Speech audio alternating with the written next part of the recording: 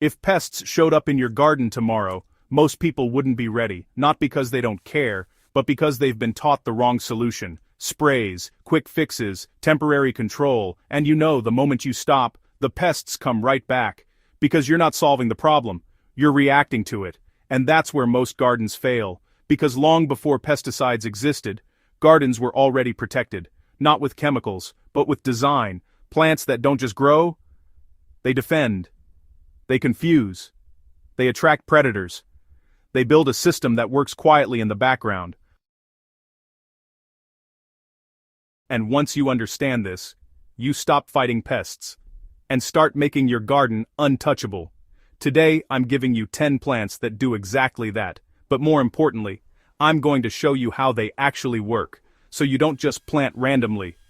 You build protection. Stick with me. Because number 7 is something most people pull out of their garden thinking it's useless, but it actually builds an army that protects everything around it, and number 9 doesn't repel pests at all. It pulls them away from your crops completely. That one changes everything. Let's get into it. 1. Marigolds. For hundreds of years, farmers didn't plant marigolds for decoration, they planted them as defense, and here's what most people miss. Marigolds don't just work in one way, they work in layers. Below the soil, their roots release compounds that kill nematodes, microscopic pests that attack your plant roots silently. Above the soil, their scent confuses insects like aphids and whiteflies, and on top of that, they attract beneficial insects that hunt pests for you. So one plant is protecting roots, blocking attackers, and calling in reinforcements. That's not decoration, that's strategy. The denser the better. 2. Basil. Most people grow basil for cooking, but where you place it matters more than why you grow it.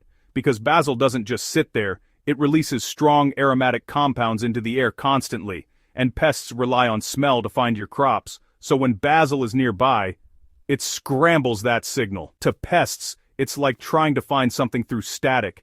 They know food is there, but they can't lock onto it, and when basil flowers, it attracts hoverflies. Their larvae eat aphids non-stop, so basil confuses pests and feeds predators, close enough to touch.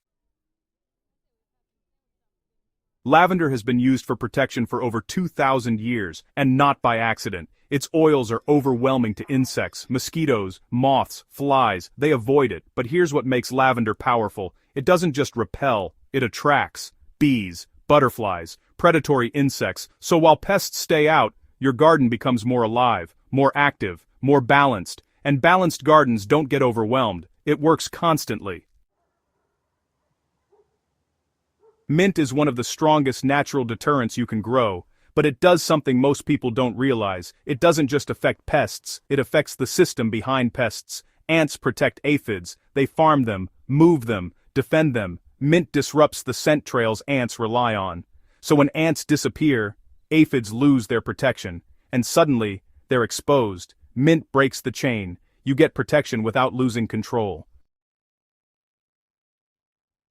Rosemary doesn't look powerful, but chemically, it's one of the strongest plants you can use. It releases compounds that disrupt insects across multiple species. Carrot flies, cabbage moths, bean beetles, they all rely on scent, and rosemary blocks it. But here's the real advantage. In Stero one more, it zerit steffers, eindress permanent. It grows into a structure, it becomes part of your garden, and every year, it gets stronger. It protects without effort.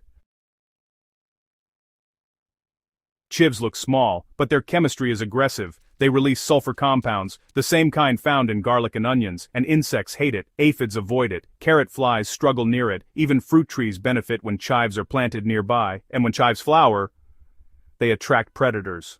So again, you get both defense and attack. They come back every year, and keep working.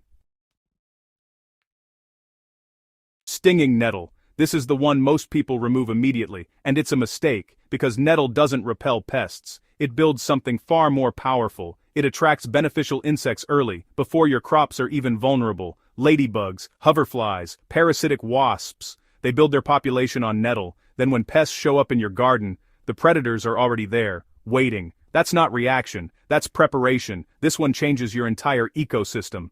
Garlic. Garlic has been used for protection for thousands of years, and it's not just tradition, it works. It releases sulfur compounds into the air and soil, repelling aphids, mites, beetles, but it also suppresses fungal issues. So you're not just fighting pests, you're protecting plant health. Plant it between crops or around bed edges, and at the end, you harvest food. Nasturtiums. This one works differently. It doesn't repel pests, it attracts them, completely. Aphids, flea beetles, cabbage pests. They all go to nasturtiums first, so instead of chasing pests across your whole garden, you concentrate them in one place. Then you remove them, or let predators deal with them. This is called a trap crop, and it's one of the smartest strategies you can use. Plant them at bed edges, or near vulnerable crops. They take the hit. So your food doesn't. Thyme. Thyme is quiet, low to the ground, easy to ignore, but constantly working. It releases oils when touched or warmed by the sun, creating a barrier pests avoid, and it improves soil conditions, less stress on plants, stronger crops, and strong plants are harder to attack. Plant it along pathways or between stepping stones. It works without attention. The truth is, the most effective gardens aren't the ones with the most products, they're the ones designed properly, because nature already solved this problem. You just have to use it, and once you do, you stop reacting and start controlling the outcome. If you got value from this, subscribe, because next week, I'm going to show you exactly how to position these plants, so your garden protects itself without constant effort, and trust me, that's where it really starts to change.